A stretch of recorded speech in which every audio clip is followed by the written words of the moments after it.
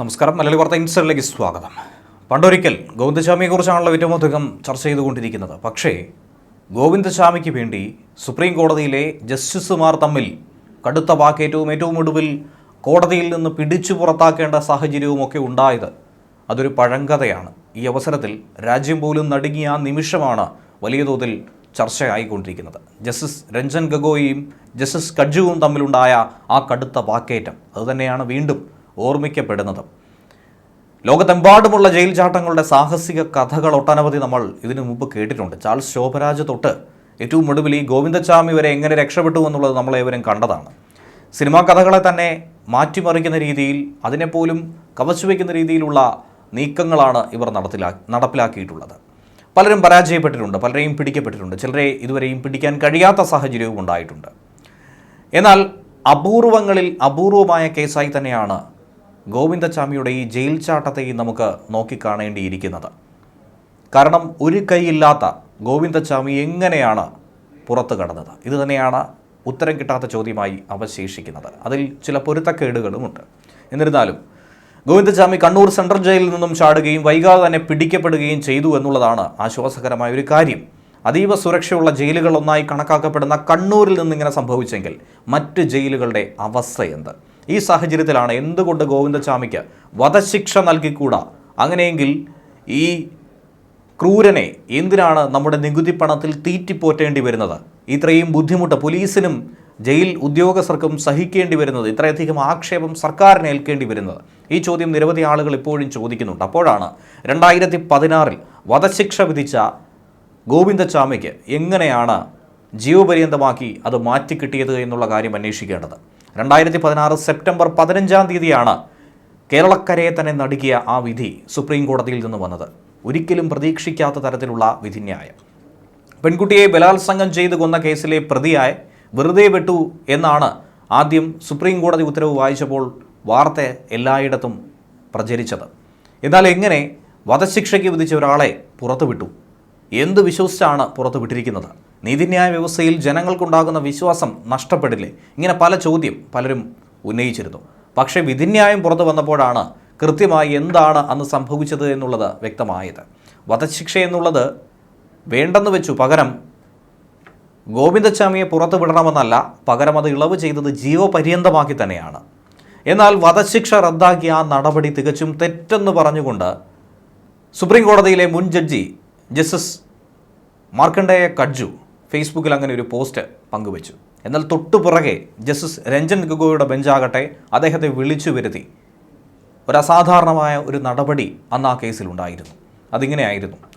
പുനഃപരിശോധനാ ഹർജി പരിഗണിക്കുമ്പോഴായിരുന്നു ജസ്റ്റിസ് കഡ്ജുവിനോട് നേരിട്ടെത്തണമെന്ന് രഞ്ജൻ ഗൊഗോയി ആവശ്യപ്പെട്ടത്. പെൺകുട്ടി തീവണ്ടിയിൽ നിന്നും ചാടിയതാണെങ്കിലും തള്ളിയിട്ടതാണെങ്കിലും ഇതിന് പൂർണ്ണ ഉത്തരവാദി വേറെ ആരുമല്ല, അത് ഗോവിന്ദസ്വാമി തന്നെയാണെന്ന് ജസ്റ്റിസ് കഡ്ജു പറഞ്ഞു. തുടർന്ന് ജസ്റ്റിസ് രഞ്ജൻ ഗൊഗോയിയും ജസ്റ്റിസ് കഡ്ജുവുമായി കടുത്ത വാക്കേറ്റം. കേരളത്തിലെ നീതിന്യായ വ്യവസ്ഥ മുഴുവൻ ഉറ്റുനോക്കിയ ഒരു ദിവസം കൂടിയായിരുന്നു അന്ന് സുപ്രീം കോടതിയിലേത്. കഡ്ജുവിനെ പിടിച്ച് പുറത്താക്കാൻ ആരും ഇവിടെ ഇല്ലേ എന്ന അവസാനം ജസ്റ്റിസ് ഗൊഗോയി ആക്രോശിച്ച് ചോദിക്കുന്ന ഒരു സാഹചര്യത്തിലേക്ക് പോലും ആ സംഭവം ഉണ്ടായി. പിന്നീട് പുനഃപരിശോധനാ ഹർജി തള്ളിക്കളയുകയും ചെയ്തു. ഇതുതന്നെയായിരുന്നു ഏറ്റവും അധികം ഇന്ത്യൻ നിയമവ്യവസ്ഥ ചർച്ച ചെയ്ത ഒരു വിഷയം. രണ്ട് ന്യായാധിപന്മാർ തമ്മിലുള്ള ആശയ സംവാദം അതുതന്നെയായിരുന്നു രാജ്യം സാക്ഷ്യം വഹിച്ചത്. അതിന് കാരണക്കാരനായിട്ടുള്ളത് ഗോവിന്ദസ്വാമിയും. കേസിലെ രേഖകളൊക്കെ തന്നെ ഇഴക്കീറി പരിശോധിച്ചപ്പോഴാണ് ഗോവിന്ദസ്വാമിക്ക് പുറത്തു പോകാനുള്ള അവസരം അതിനുള്ളിൽ തന്നെ ഉണ്ടായിരുന്നുവെന്ന് ഗൊഗോയി പറഞ്ഞത്. ബലാത്സംഗം, ഗുരുതരമായി പരിക്കേൽപ്പിക്കൽ എന്നിവ തെളിഞ്ഞിരിക്കുന്നു. സംശയാതീതമായി തന്നെ 100% അതിനുള്ള ശിക്ഷ ലഭിക്കും. പക്ഷേ തൻ്റെ പ്രവൃത്തി കൊണ്ടാണ് പെൺകുട്ടി മരണപ്പെടുമെന്ന ബോധ്യത്തോടെ ഗോവിന്ദസ്വാമി കൊലപ്പെടുത്തി എന്നുള്ളത് നിലനിൽക്കില്ല എന്നാണ് കോടതി പറഞ്ഞത്. അങ്ങനെ കരുതാനും സാധിച്ചില്ല. അതിനുള്ള കൃത്യമായ കാര്യങ്ങൾ അതിനിടയിൽ ഉണ്ടായിരുന്നു. അതായത് പെൺകുട്ടി മരണപ്പെട്ടിരിക്കുന്ന കാരണം അത് ബലാത്സംഗം മൂലമല്ല, പകരം 2 കാരണത്താലാണ്. ഒന്നെന്ന് പറയുന്നത് വലത് കൈകൊണ്ട് മുടുക്കി പിടിച്ച് ഉറപ്പുള്ള ഒരു കല്ലിലോ കോൺക്രീറ്റ് സ്ഥലത്തോ തല കൊണ്ട് ശക്തമായി ഇടിച്ചു. അതിലൂടെ ഉണ്ടായ മുറിവാണ് ഒന്നാമത്തേത്. പക്ഷേ ആ ഒരു മുറിവ് കാരണമല്ല ആ പെൺകുട്ടി മരണപ്പെട്ടത്. പോസ്റ്റ്മോർട്ടം റിപ്പോർട്ട് വന്നപ്പോഴാണ് അത്തരത്തിലൊരു അഭിപ്രായ വ്യത്യാസം അതിനകത്തുണ്ടാക്കിയെടുക്കാം, ഒരു വിടവുണ്ടാക്കാം എന്ന് അഭിഭാഷകൻ തന്നെ കണ്ടെത്തിയത്. തീവണ്ടിയിൽ നിന്നും എടുത്തു ചാടിയപ്പോഴുണ്ടായ മുറിവ് അത് സാരമായ മുറിവാണ്, അതും മരണത്തിലേക്ക് നയിക്കുമെന്നാണ് പോസ്റ്റ്മോർട്ടത്തിൽ പറഞ്ഞത്. തീവണ്ടിയിൽ നിന്നും പെൺകുട്ടി പുറത്തേക്ക് ചാടി രക്ഷപ്പെട്ടു എന്നുള്ള മൊഴിയാണ് ആ വാതിലിനടുത്ത് നിന്ന ഒരു യാത്രക്കാരൻ നൽകിയത്. അല്ലാതെ ഗോവിന്ദച്ചാമി തള്ളിയിട്ടു എന്നുള്ളതല്ല. ഒരുപക്ഷേ ഗോവിന്ദച്ചാമി തള്ളിയിട്ടു എന്ന മൊഴി ആയിരുന്നു വന്നതെങ്കിൽ സംശയാതീതമായി അതും തെളിഞ്ഞിരുന്നേനെ. പക്ഷേ സ്വമേധയാ ചാടിയതുകൊണ്ട് ആ ഒരു വകുപ്പ് ശക്തമായി നിലനിൽക്കില്ല എന്നായിരുന്നു അവിടെ കോടതിയിൽ വാദിക്കപ്പെട്ടത്. എന്നാൽ യാത്രക്കാരൻ പറഞ്ഞതെന്നും 4ാമത്തെയും 40ാമത്തെ സാക്ഷികളുടെയും മൊഴി ഇത്തരത്തിലായിരുന്നു. പെൺകുട്ടി സ്വയം തീവണ്ടിയിൽ നിന്നും ചാടിയതാകാനുള്ള സാധ്യത തള്ളിക്കളയാൻ കഴിയില്ല എന്ന് സുപ്രീം കോടതി തന്നെ പറഞ്ഞു. അതാണ് ഗോവിന്ദച്ചാമിക്ക് രക്ഷപ്പെടാനുള്ള ഏറ്റവും വലിയ പഴുതായി മാറിയതും. അതിലൂടെ തന്നെയാണ് വധശിക്ഷ എന്നുള്ളത് ഇളവ് ചെയ്യാൻ തീരുമാനിച്ചത്. എന്നിരുന്നാലും സൗമ്യയുടെ വധവുമായി ബന്ധപ്പെട്ട് ഗോവിന്ദച്ചാമി കുറ്റവിമുക്തനാകില്ല. അതിൻ്റെ പൂർണ്ണ ഉത്തരവാദി ഗോവിന്ദച്ചാമി തന്നെയാണ്. ഇത്തവണ രക്ഷപ്പെടാൻ റിപ്പർ ജയാനന്ദൻ സ്വീകരിച്ച അതേ മാർഗം തന്നെയാണ് ഗോവിന്ദച്ചാമിയും കണ്ടെത്തിയത്. തുണി കൊണ്ടൊരു വടം കെട്ടി ജയിലിൻ്റെ കൂറ്റൻ മതിൽ ചാടിക്കടന്നാണ് ഇരുവരും രക്ഷപ്പെട്ടത്. 7 പേരെ അതിക്രൂരമായി കൊലപ്പെടുത്തുകയും ഒട്ടനവധി ആളുകളെ ആക്രമിക്കുകയും ചെയ്ത റിപ്പർ ജയാനന്ദൻ 2010 ജൂൺ 14-ാം തീയതിയായിരുന്നു കണ്ണൂർ ജയിൽ ചാടാൻ തീരുമാനിച്ചത്. ചാടിയത് സെല്ലിലെ കമ്പി നേരത്തെ മുറിക്കാൻ തുടങ്ങിയിരുന്നു.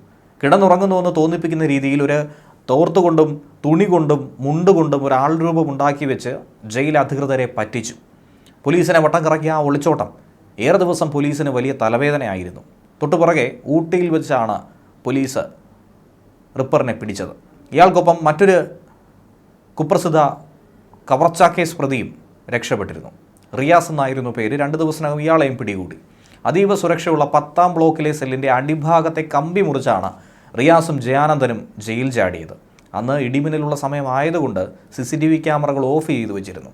ഇത് മുതലാക്കിയാണ് അവിടെ നിന്നും രക്ഷപ്പെട്ടത്.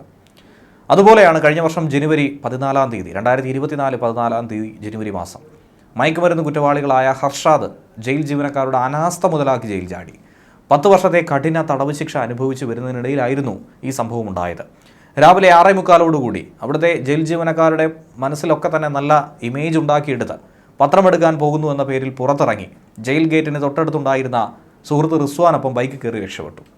ജയിലിലെ വെൽഫെയർ ഓഫീസുമായി ബന്ധപ്പെട്ടുള്ള ജോലി ഇയാൾ ചെയ്തതുകൊണ്ട് ആരും തന്നെ സംശയിച്ചിരുന്നില്ല. കൃത്യമായി എല്ലാ കാര്യങ്ങളും ചെയ്തു തീർക്കുന്നയാൾ എന്തു പറഞ്ഞാലും അനുസരിക്കും. അങ്ങനെ വിശ്വാസ്യത ഏറെ പിടിച്ചുപറ്റി. അതിനുശേഷമാണ് ജയിൽ ചാട്ടം തുടങ്ങിയത്.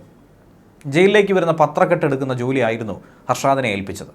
പക്ഷേ അന്നേ ദിവസം രാവിലെ പത്രക്കെട്ടെടുക്കാൻ പോയ ഹർഷാദിനെ 1 മണിക്കൂർ കഴിഞ്ഞിട്ടും കാണാൻ കഴിഞ്ഞില്ല. അങ്ങനെയാണ് ജയിൽ അധികൃതർ ടൗൺ പോലീസിൽ പരാതിപ്പെട്ടത്. 40 ദിവസത്തിന് ശേഷം തമിഴ്നാട്ടിൽ നിന്നും ഇയാളെ പിടികൂടിയത്.